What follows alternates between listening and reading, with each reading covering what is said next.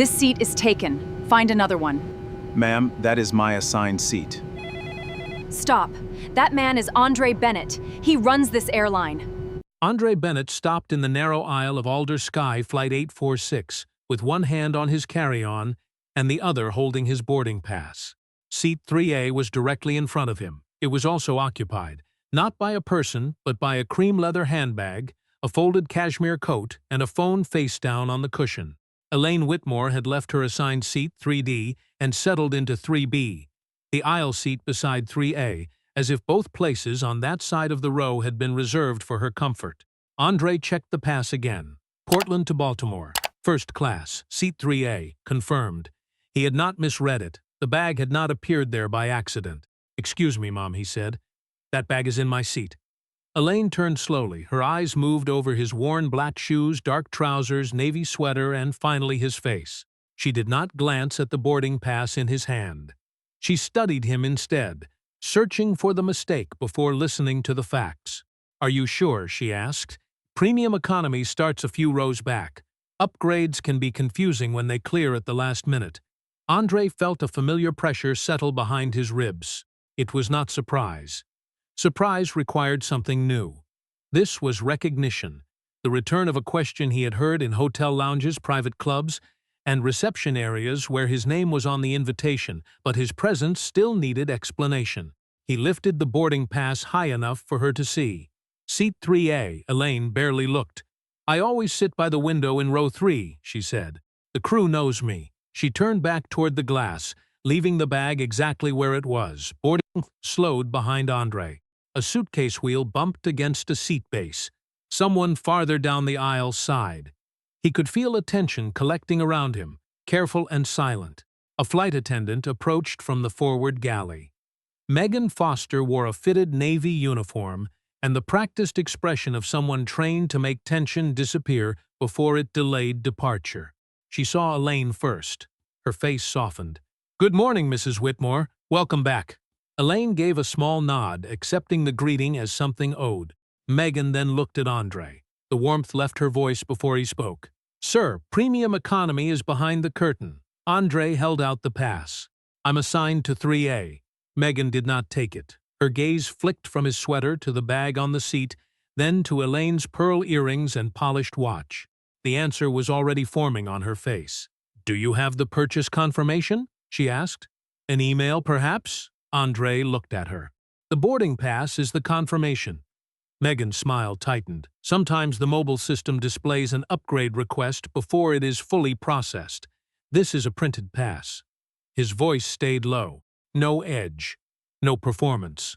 Elaine shifted in her seat and looked toward Megan with the patient irritation of someone waiting for staff to correct another person's behavior. "I've been flying this route for years," she said. "I have never had this problem." Megan nodded as though longevity had settled ownership. "I understand."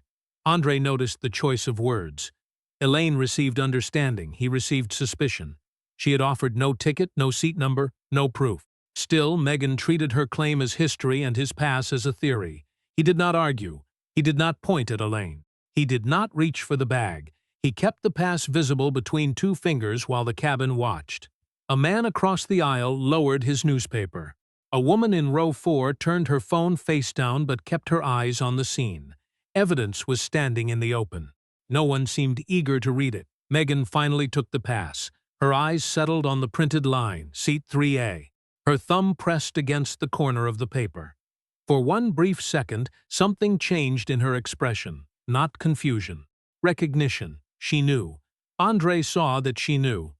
Then Megan looked back at him and asked, "Can you show me the credit card used to purchase this ticket?" The boarding pass had answered the question. She simply did not like the answer. Elaine Whitmore lifted her phone from the seat beside her with the confidence of someone certain the screen would settle everything in her favor. "Here," she said, turning it toward Megan. "This is my reservation." The Alder Sky app showed row 3 beneath Elaine's name. Her manicured finger covered the lower half of the message, but Andre caught two words before she hid them. "Request pending." Megan leaned closer, glanced at the screen, then nodded. The seating system may not have synchronized yet. Andre watched her face. She had spent less than 2 seconds examining Elaine's phone. She had studied his printed boarding pass as if it might be counterfeit. "Scan both passes," he said.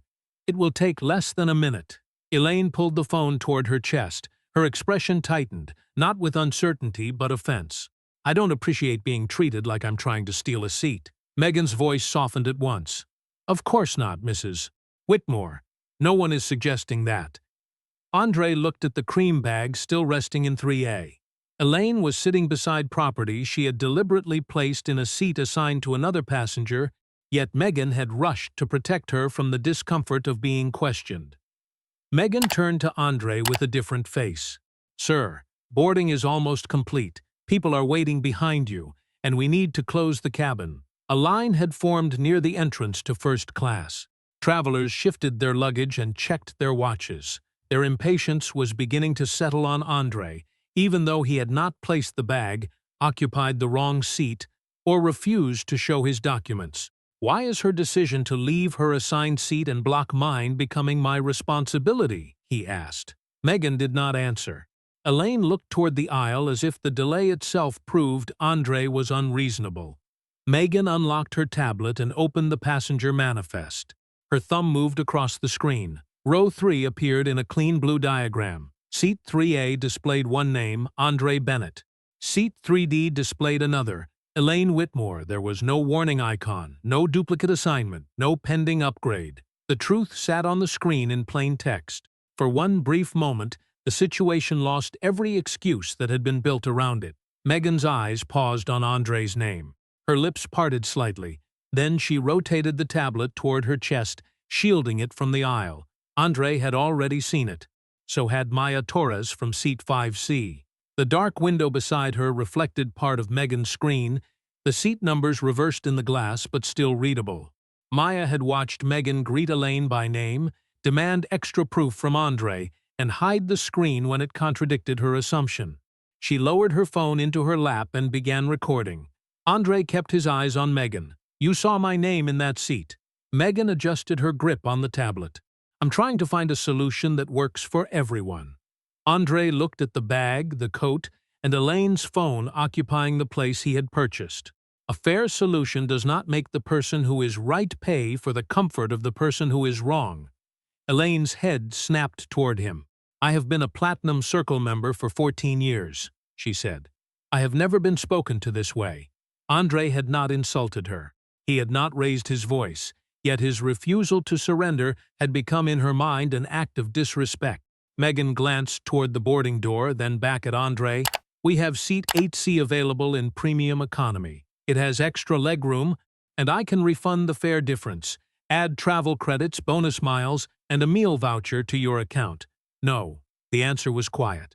Megan stared at him, waiting for an explanation. Andre gave none. Seat 8C was not unacceptable. It was simply not his. Maya kept Megan, Andre, and the cream bag in the same frame. She still did not know who Andre was. She only knew Megan had hidden evidence that contradicted her decision. Megan exhaled, turned toward Fort Galley, and tapped her headset. "I need the cabin lead at row 3. Before walking away, she opened the incident log on her tablet. Her fingers moved quickly. Passenger refusing reasonable accommodation. She pressed save. Andre still had not been allowed to sit down. Elaine's bag remained in 3A. But somewhere inside Alder Sky's system, the man holding the correct boarding pass had already been rewritten as the problem. Paul Mercer came down the aisle with the measured pace of a man who expected problems to shrink when he arrived. He wore a dark vest over a white shirt, his silver name badge centered on his chest, his expression already set. Megan met him 2 rows away from Andre and spoke in a low voice. A Platinum Circle member wanted her usual seat. Another passenger was refusing to move. Boarding was being delayed. 3 sentences. None mentioned that Elaine Whitmore was sitting beside a bag placed in a seat assigned to someone else. None mentioned that the manifest had confirmed Andre Bennett in 3A. Paul listened, glanced toward Elaine, then looked Andre over from his shoes to his face. "Boarding pass," he said. Andre handed it over. Paul studied the printed line longer than necessary. Identification. Andre gave him his Oregon driver's license. Purchase confirmation. Andre opened the email on his phone. Paul barely looked, and the card used for payment. Andre held Paul's gaze. The ticket is confirmed in your system. There is no policy requiring me to show a credit card at my seat. Paul's jaw tightened. He turned to Elaine. Mrs. Whitmore, may I have your membership number? She recited it from memory. Paul nodded as if she had produced a deed. He did not ask for her boarding pass, identification, or proof of payment. Andre took back his license. Why do I have to prove this 4 times while she only has to say her name? A few passengers looked up. Paul's voice dropped into the polished tone companies teach people to use when they want pressure to sound professional. Sir, your level of cooperation will determine how we resolve this. Andre did not look away. I have cooperated. I just haven't surrendered. Elaine shifted in her seat. The cream bag remained on 3A. Paul glanced toward the open cabin door and the passengers waiting behind Andre. We have offered you 8C, additional miles and compensation. I recommend you accept it. No. Then I am directing you to move so this aircraft can depart. The change was small, but everyone heard it. A request had become an order. A seating dispute had begun to sound like defiance. Andre's voice stayed even. Your full name and employee number, please. Paul blinked. Excuse me? I want the official reason for moving me, written confirmation of who is assigned to 3A, and the policy that gives a preferred seat request priority over a confirmed ticket. Maya Torres kept her phone low in row 5C. Her camera held Paul's profile, Andre's still posture, and the cream bag in the same frame. Paul's face changed. The skin around his mouth tightened, and his fingers closed harder around the tablet. Precision had done what anger could not. It had removed his room to improvise. You are making this more difficult than it needs to be, he said. I'm asking you to document what you are doing. Paul opened the incident log. His thumb moved across the screen. Maya raised her phone slightly and caught the words at an angle. Male passenger becoming agitated and refusing crew direction. Andre stood in the aisle with his arms relaxed at his sides. His breathing had not changed. His voice had not risen. He had not stepped toward anyone. Yet the record now described a different man. A few official words could decide who would be believed if security arrived, even though the facts themselves had not changed. Andre saw the word agitated before Paul angled the tablet away. Can you identify the behavior that supports that description? Paul looked at him, then at Maya's phone, then at 2 more cameras rising nearby. His eyes returned to the screen. He said nothing. He could not name a threat, a raised voice, a sudden movement, or a refusal to follow a safety instruction. There was nothing to point to except Andre's refusal to give up what was his. Everyone could see it. Paul still pressed save. He has not raised his voice once, Helen Ward said from seat 4C. Her words were calm, but they carried through the first-class cabin. Paul Mercer turned toward her with a polite expression that did not reach his eyes. Thank you, Mrs. Ward. We have the situation under control. Then he faced Andre again. Sir, I need you to lower your voice. The cabin went quiet. Helen's eyebrows lifted. Andre had spoken no louder than Paul. Several passengers noticed the contradiction, yet most looked down at their phones or toward the windows. A few had watched from the beginning. They knew whose name appeared on the boarding pass. They had seen the cream bag occupying 3A. Still, silence felt safer than becoming part of the dispute. Helen studied their faces. She had taught history for 36 years, long enough to know that silence often dressed itself as neutrality when it was really fear. A white businessman across the aisle finally closed his laptop. Why don't you ask the woman to move to her assigned seat? He asked. Paul turned toward him. His tone softened. Mr. Lawson, we are reviewing a seating preference connected to Mrs. Whitmore's status. We are trying to resolve it without delaying departure. He gave the man a measured explanation, complete with names, procedure, and reassurance. Andre asked the same question. Why are you not asking her to move? Paul's expression hardened. Because you are continuing to interfere with the crew. Maya kept recording. The video now showed more than a seat dispute. The same question received respect from a white passenger and suspicion from Andre. The difference lived in Paul's voice. Andre felt an old memory rise, quiet and precise. Years earlier, his father, Samuel Bennett, had been invited to speak at an electrical engineering conference in Cleveland. Samuel arrived in a dark suit carrying his presentation notes. A security guard stopped him near the main entrance and directed him toward the service door. A white speaker entered behind him without showing identification. Samuel did not argue. He took a small notebook from his pocket and wrote down the time, the guard's name, and the exact words that had been used. That evening, he told Andre, "When someone tries to write your story for you, keep the names, the time, and the truth." Andre took out his phone and opened the voice recorder. Paul noticed immediately. "You need to put that away." Andre pressed record. 9:08 a.m. Alder Sky Flight 84 Seat 3A. Megan Foster and Paul Mercer present. My boarding pass has been confirmed. The passenger assigned to 3D is sitting in 3B and blocking 3A with her belongings. I have not been given any safety-related reason for being moved. Paul stepped closer. "Turn that off." Andre looked at him. "What policy prevents me from recording my own statement?" Paul did not answer. His eyes moved toward the phones now visible across the cabin. In the forward galley, Megan reopened the reservation details. The information appeared without ambiguity. Andre had selected 3A 18 days earlier. Elaine had been assigned 3D. Her window seat request had never been approved. There was no system error and no last-minute upgrade. Megan felt a tightness in her chest that had nothing to do with the delayed boarding. She walked back to Paul and spoke quietly. "He's right. The record is clear." Paul barely turned his head. "I know." Megan stared at him. "Then why are we still doing this?" His reply came low and impatient. "Because we cannot afford to alienate a customer like Mrs. Whitmore." The words stripped away every excuse. This was no longer confusion. It was a choice, made after the facts had been checked. Elaine noticed the growing number of phones aimed toward row 3. Color rose along her neck. She turned to Andre, her composure thinning.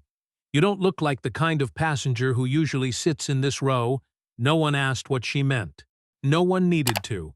Megan looked at Elaine again, and, for the first time, she did not see a Platinum Circle member whose comfort had to be protected. She saw the assumption that had shaped every decision since Andre entered the cabin. She also saw her own part in it. Captain Laura Keene stepped out of the cockpit with Paul Mercer's report already shaping the scene before she saw it. A passenger had refused a crew directive. He had become agitated. A woman in first class felt unsafe. Flight 846 was close to losing its departure window. Missing were the cream bag in 3A, Andre's confirmed boarding pass, the seat map Megan had checked, and the fact that Andre had never raised his voice. Paul had labeled him agitated after Megan saw the manifest, but before she reopened the full reservation history. Laura moved down the aisle with the clipped focus of a captain balancing safety, time, and control. She stopped beside row 3 boarding pass. Andre gave it to her. Laura read the line once. Seat 3A, first class. Confirmed. She turned to Megan. "Is this valid?" Megan answered almost too quietly to hear. "Yes." For a moment, the dispute narrowed to one obvious correction. Laura could have turned to Elaine and said, "Mrs. Whitmore, please move to 3D.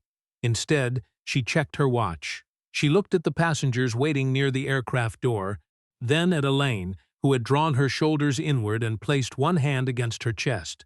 "Mr. Bennett," Laura said, "we can place you in 8C to reduce the tension and get everyone underway." Andre set the boarding pass on the edge of the seat. "I will follow every safety instruction you give me." His eyes stayed on hers. "But this is not a safety instruction. It is an unfair request wearing a uniform." The cabin fell still. Elaine leaned toward the aisle. "He has been standing over me this entire time," she said. "I feel threatened." Maya Torres checked her recording. The video showed Andre outside the row, nearly 3 feet from Elaine. His hands remained visible. He had not touched her, her bag, or the seat. Helen Ward spoke from 4C. "Captain, the video shows where he has been standing. You should look at it." Laura shook her head. "We do not have time to review passenger footage during boarding." "But you have time to remove him based on a report you haven't verified?" Helen asked. Laura did not answer.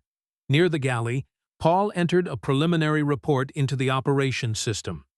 He wrote that the crew had completed its seat verification before directing Andre to move. Maya checked the timestamps against her video. Megan had first seen Andre's confirmed assignment at 9:04. Paul entered agitated at 9:06, 2 minutes after the manifest showed that 3A belonged to Andre and 4 minutes before Megan reopened the full reservation history. His report did not precede the evidence. It ignored evidence the crew had already seen. Once uploaded, it would read like procedure instead of prejudice. Megan watched the report appear on her tablet. She imagined airport security reading only the summary. Security would see only the system's version, an agitated male passenger refusing crew direction, not a calm traveler holding the correct ticket. One man had become 2 stories, and only the false one carried institutional authority. McGinn opened the incident log. Her finger hovered over amend report. Paul noticed. "Leave it," he said under his breath. Laura lifted the service phone and requested an airport operations supervisor and security at the aircraft door. Footsteps soon sounded in the jet bridge, steady and approaching. Megan looked at Andre, then at the sentence already replacing him. She had only seconds to decide whether she would protect her position or protect the truth. Tasha Green entered the cabin with Airport Security Officer Daniel Ruiz 1 step behind her. She stopped beside row 3 and held out her hand. "Boarding passes, both of you." Elaine hesitated. "I'm a Platinum Circle member." Tasha's expression did not change. "That is not what I asked for." Andre handed over his pass first. Tasha scanned it. The tablet returned the record in clean lines, seat 3A. First class, paid and confirmed. No modifications, no security alerts. She turned to Elaine. After a pause, Elaine unlocked her phone and displayed her mobile pass.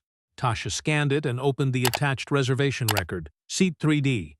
Window request pending and unapproved. No authorization for 3A. The silence that followed felt different. Before, it had been avoidance. Now it was evidence settling into place. Tasha checked the gate record. Andre's pass had scanned successfully when he boarded. No duplicate ticket, no seat change, no operational reason to move him. She looked at Paul. Why was Mr. Bennett asked to show the credit card used to purchase his ticket? Paul drew himself up. "I relied on the flight attendant's assessment." Tasha turned to Megan. "Did his printed boarding pass show 3A before you asked him for the payment card?" Megan's throat tightened. Paul watched her. Laura watched Paul. Elaine stared toward the window. "Yes." Tasha waited. Megan continued. "I saw his name in 3A. I still offered him another seat. Mr. Mercer told me to prioritize Mrs. Whitmore because of her status." Mr. Bennett never raised his voice, and the original report does not accurately describe his behavior. Paul stepped toward her. "Megan, be careful." She looked at him, then at the incident log. Her hand moved to the screen. Passenger remained calm. No threats observed. Seat 3A confirmed under Andre Bennett. Initial description was inaccurate. Paul's voice sharpened. "Stop editing that report." Megan pressed save. "If I don't correct it, the report will do what we did to him from the beginning. It will decide who he is before anyone looks at the evidence." Tasha took the tablet and locked both versions of the file. The first report, the amendment, the creation time, the seat verification time, Paul's employee ID, Megan's employee ID. Every change remained visible. "No one touches this record again," she said. Maya Torres raised her phone. "I have the original video." Tasha faced her. "Will you preserve it and provide an unedited copy?" Maya nodded. "He never threatened anyone. I heard every word." Daniel had been quiet since entering. He looked at Andre, then at the distance between him and Elaine's seat, then at the reports on Tasha's screen. "There is no basis to classify Mr. Bennett as a security threat," he said. It was the first official judgment on the aircraft based on what Andre had done rather than what others assumed he might do. Tasha opened a restricted operations layer that cabin crew could not access. A code appeared beneath Andre's reservation, Executive Service Reviews 07. Only station supervisors and designated headquarters staff could see that field. Her eyes narrowed. The code did not identify a title, but she knew where such markers came from. Only the Central Executive Office could create one. She stepped toward the galley and called headquarters. "This is Tasha Green at Portland Operations. I need verification on an executive review code attached to passenger Andre Bennett, Flight 846. She listened. Her posture changed by less than an inch, but Laura noticed. So did Paul. Tasha asked the person on the line to repeat the information, then requested written confirmation. She was not frightened. She looked like someone who had realized the incident was larger than a delayed departure and far more serious than a seat dispute. Elaine watched her face and then looked at Andre. For the first time, she seemed to wonder whether the man she had dismissed might be connected to the system now examining her. Tasha turned to Captain Keene. "Do not close the aircraft door." A voice came through the headset, clear enough for those nearest the galley to hear. "The CEO's office is joining the call." Elaine's hand tightened around the edge of 3B. The confidence she had worn since boarding did not disappear. It cracked. Tasha Green transferred the call to the aircraft's forward service phone. Renee Collins, Alder Sky's general counsel, joined first. Marcus Reed, the airline's vice president of operations, came on moments later. Their voices were controlled, but the urgency underneath them was impossible to miss. "Tasha," Marcus said, "please confirm the passenger's full name." Tasha looked at Andre Bennett. A pause followed. It lasted only 2 seconds, yet the entire cabin seemed to feel it. Then Renee spoke. "Andre Bennett is the chief executive officer of Alder Sky Airlines." No one moved. The soft hum of the ventilation system filled the space where conversation had been. Marcus continued. "Mr. Bennett was appointed 7 weeks ago. Flight 846 is part of an unannounced service review. His itinerary was restricted to a small executive team." Megan lowered her eyes. Laura remained beside the galley, one hand resting against the service counter. Paul's face lost its color, then quickly rearranged itself into concern. "Mr. Bennett," he said, using Andre's name with a respect that had been absent minutes earlier, "I believe there has been a misunderstanding." Andre looked at him. There was no satisfaction in his expression, only the same measured tension he had shown from the beginning. "No," he said. "There was a decision." Paul swallowed. "Had I known who you were, I would have handled this differently." Andre's gaze stayed steady. "That is the most troubling thing you have said today." He picked up the boarding pass from the edge of the seat and held it between 2 fingers. "I am still the man who handed you this ticket when you first arrived. My title does not make it more valid." Paul's mouth opened, but nothing useful came out. Around him, passengers began to understand the full weight of the moment. The mistake was not that the crew had failed to recognize an executive. The failure was that they had needed an executive before they were willing to recognize the truth. Elaine sat rigid in 3B, one hand wrapped around the strap of her cream bag. "I did not know who he was," she said. Her voice had lost its earlier confidence. Andre turned toward her. "You did not need to know who I was to know the seat did not belong to you." Elaine's eyes moved toward the window. "I would have reacted the same way with anyone." Helen Ward spoke from behind them. "You said he did not look like the kind of passenger who usually sits in this row." Elaine went still. She did not deny it. She did not explain. The sentence remained in the cabin, plain and complete. Andre did not ask for anyone to be fired. He did not threaten to cancel the flight or punish the crew in front of the passengers. He turned to Tasha. "Preserve the gate scan data, both incident reports, the amendment history, and every seat record connected to this reservation." Tasha nodded. Andre continued. "Collect the original video files with the passengers' consent. Take separate statements from everyone involved. No one discusses their account with another witness before giving it." Renee spoke through the phone. "Do you want internal compliance to lead the review?" "No," Andre said. "Use an independent investigator. Internal teams can provide records, but they should not control the conclusions." Marcus asked whether communications should prepare a public statement.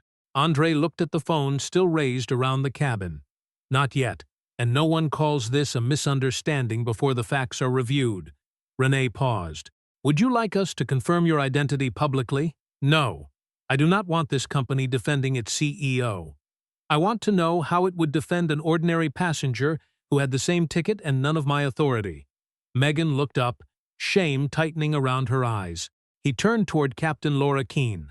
"A false report was just used to bring security onto this aircraft." His eyes moved briefly to Paul, then Megan. Do you believe the people involved in creating and relying on that report should continue serving this flight today? Laura glanced at the cockpit clock. Flight 846 was already close to losing its departure slot. Every habit in her career urged her to contain the problem, close the door, and get the aircraft moving. She looked at the saved reports on Tasha's tablet, at Daniel standing beside a passenger who had never posed a threat, and at the boarding pass that had been correct from the beginning. This time, Laura did not choose the schedule. She chose the truth. Captain Laura Keene stepped into the forward galley and spoke with operations for less than 3 minutes. When she returned, the decision showed in her face before she said a word. "Mr. Mercer, Miss Foster, you are both being removed from this flight pending review." Paul stared at her. "Captain, I was trying to protect the departure." "This is not disciplinary action," Laura said. "It preserves the investigation and prevents involved employees from continuing the same service sequence." Portland was an Alder Sky crew base, and operations had already dispatched a reserve team that was on airport standby. Paul looked toward Andre as if expecting him to reverse the decision. Andre remained beside row 3, his hands relaxed, his expression unreadable. Megan removed the service tablet from her belt and handed it to the replacement attendant who had just entered the cabin. Her fingers lingered on the device. Then she faced Andre. Her eyes were damp, but her voice did not ask for sympathy. "I looked at your clothes and your skin before I looked at your ticket." The cabin quieted again. Megan did not say she was sorry if he felt offended. She did not blame boarding pressure or Elaine's status. "I saw the correct data," she continued, "and I still chose what was easier." Andre studied her for a moment. "Correcting the record does not erase what happened. It does stop the false version from becoming the final one." Megan nodded once and walked toward the aircraft door. Paul followed more slowly. Before leaving, he turned back. "All I was trying to do was keep this flight on time." Andre's voice stayed calm. "Being on time is not a reason to use someone's dignity as payment." Paul looked away and stepped into the jet bridge. Laura turned to Elaine. "Mrs. Whitmore, you need to move to seat 3D. Elaine remained in 3B, her cream bag now clutched against her side. "This airline is humiliating a loyal customer to protect its CEO. You are not being moved because you argued with Mr. Laura said, "You are being directed to your assigned seat because the passenger records have been verified. Your continued refusal is delaying departure."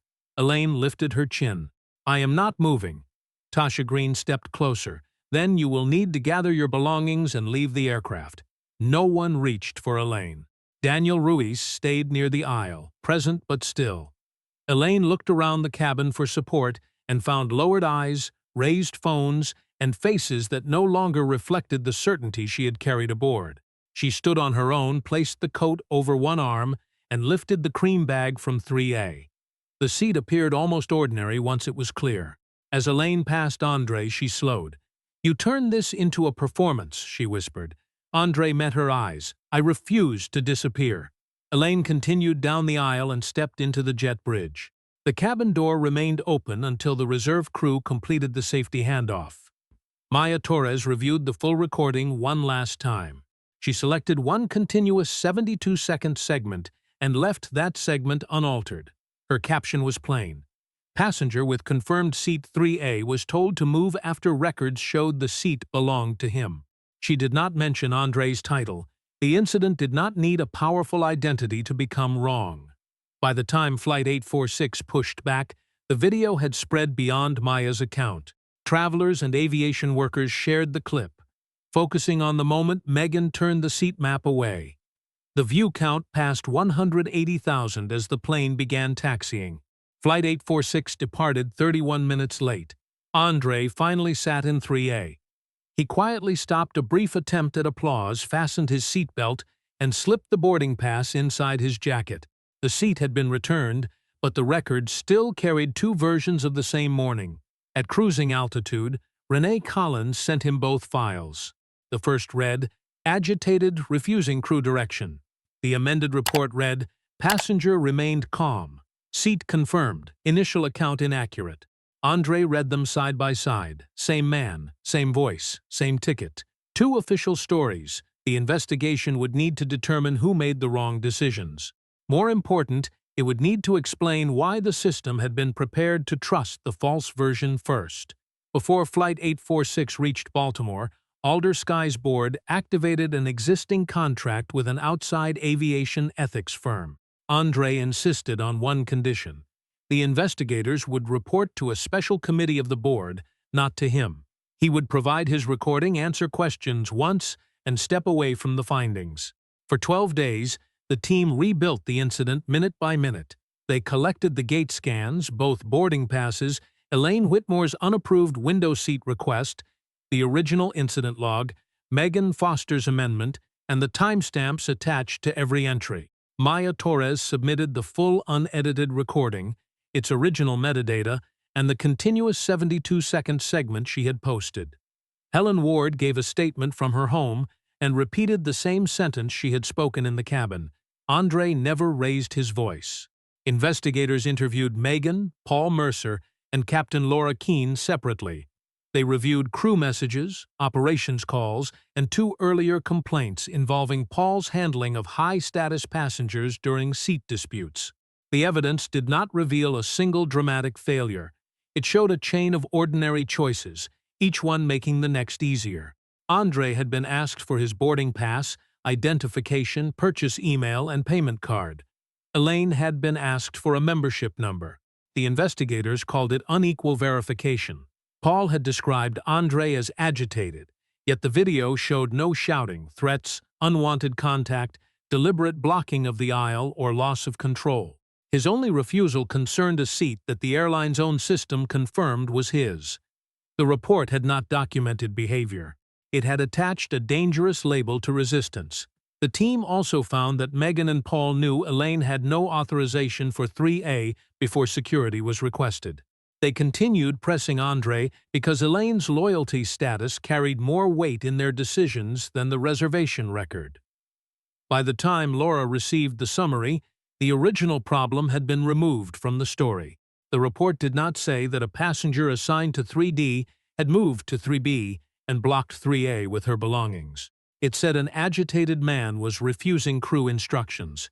Security had been called to respond to the rewritten version. On the 12th morning, the board committee met in Alder Sky's headquarters in Denver. Andre sat at the far end of the table and listened without interrupting. Paul's came first.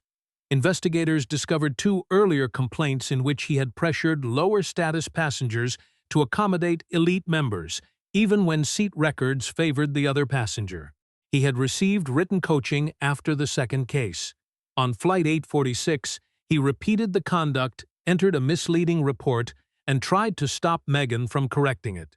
After a formal disciplinary hearing, Alder Sky terminated his employment. Megan received a 10-day unpaid suspension, a final written warning, and mandatory retraining before she could return. Her decision to amend the report and cooperate fully mattered, but it did not erase the moment she saw Andre's name in 3A and still asked him to move. Laura entered a 30-day command review. She had verified Andre's ticket and possessed enough authority to correct the problem, yet she chose the departure window over the passenger's rights. She returned to duty only after completing conflict management training and demonstrating that future decisions would begin with evidence rather than convenience. Elaine lost her Platinum Circle status and was barred from Alder Sky flights for 12 months. The decision cited her use of an unassigned seat, her obstruction of 3A with her belongings, her misleading presentation of a pending request, her refusal to move after verification, and her continued disruption of boarding. When the communications team proposed naming Elaine in the public statement and highlighting her membership history, Andre stopped them. "Accountability has limits," he said. "We are responsible for what happened on our aircraft. We are not inviting the public to pursue her beyond this incident." Alder Sky's statement did not use the word misunderstanding. It acknowledged that employees had applied different standards to 2 passengers in the same dispute and that assumptions about appearance and status had influenced operational decisions. The communications team then presented a campaign built around Andre, a Black CEO facing, a polished slogan, a promise that Alder Sky had changed. Andre closed the proposal without reading the final page. "I do not need a video proving that I deserve respect," he said. "I need a system where a passenger who is not the CEO is still believed." Alder Sky launched Same Proof, Same Respect 4 weeks after the investigation closed. The company committed $36 million over 3 years and began with a 90-day trial at 6 major airports. Andre refused to announce it from a stage. He wanted employees to understand the rules before customers saw the slogan. The first rule required staff to scan both boarding passes in any seat dispute before asking either traveler to move. Loyalty status, travel history, and personal preference could no longer outweigh a confirmed assignment. The reporting system changed too. Employees could not describe someone as agitated, threatening, or uncooperative without recording what the person had actually done. Passenger appeared dangerous was no longer acceptable. Passenger remained in the aisle, spoke at a normal volume, and declined an alternate seat, created a record someone else could examine. Every edit remained visible, along with its timestamp and the employee who made it. Frontline workers also gained authority to pause a non-safety service direction from a supervisor when the available data showed unequal treatment. Emergency and safety commands remained immediately binding. Cases involving race, gender, age, disability, or appearance went to an independent review office outside the local management chain. Some executives worried the process would slow departures. Andre answered with the lesson Flight 846 had already taught them. A decision made quickly was not efficient when the company spent days repairing the damage. Megan Foster returned after completing her suspension and training. During her first session with new flight attendants, she stood beside a projection of the original seat map. Andre's name appeared in 3A. Elaine's appeared in 3D. Megan did not describe herself as the employee who eventually corrected the record. "My biggest mistake was not that I failed to see the data," she said. "I saw it. I chose the easier answer." Megan explained how one assumption became an official report and brought security to the aircraft. Her account became a lesson in how people can know what is right and still let status, pressure, or fear choose for them. Several months later, a handwritten letter arrived at Andre's office. Elaine Whitmore no longer claimed she had been misunderstood. She admitted that she had treated membership status like ownership and expected Andre to prove he belonged in a place where his ticket had already placed him. Andre read the letter once and kept it private. An apology could mark the beginning of change, but only later conduct could prove it. 6 months after Flight 846, Andre boarded another Alder Sky flight without notifying the crew. He wore a plain gray jacket and sat in the last row of first class. Near the end of boarding, a young black college student entered with his grandmother. When they reached their row, they found another passenger's bag resting on the student's assigned window seat. The passenger had misread the row number and placed his belongings 1 row too far forward. A flight attendant approached. She did not study anyone's clothing. She did not ask who traveled more often or who usually preferred the window. She scanned both passes, explained the mistake, and returned the seat to its assigned passenger. The exchange took less than a minute. No voices rose, no phones appeared, no supervisor was called. The student sat down, opened the shade, and watched the runway as the aircraft began to move. No one knew the CEO was seated nearby. Andre leaned back and released a breath he had not realized he was holding. No one asked how the student had paid or demanded proof that he belonged. Respect had arrived before anyone knew who he was. If this story made you think, like and subscribe for more. Which moment stood out to you most, and where are you watching from?